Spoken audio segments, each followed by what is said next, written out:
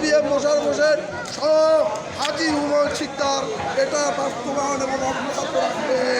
সবাই সহিংসতার কারণে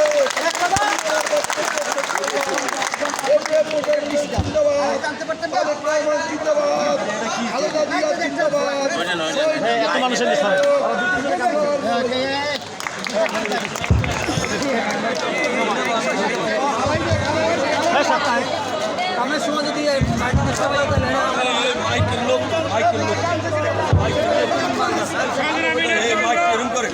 এবার আপনাদের সামনে বক্তব্য রাখবেন বাংলাদেশ জাতীয়তাবাদী যুবদল কলাপুর উপজেলা শাখার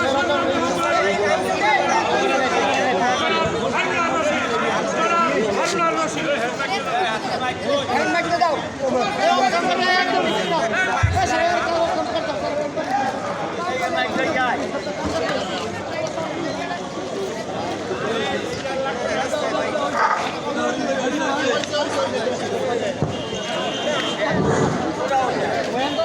বিসমিল্লাহির রহমানির রহিম।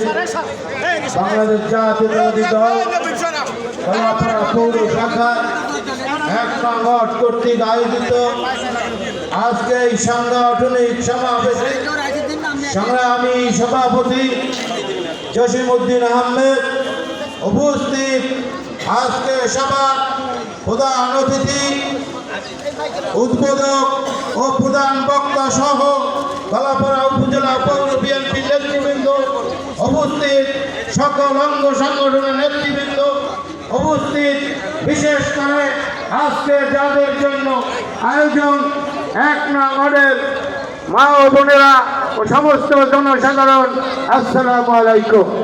প্রিয় বন্ধুরা, আপনারা জানেন ৫ই আগস্টের পূর্বে এই কলাপাড়া ফেরিঘাট ছিল একটা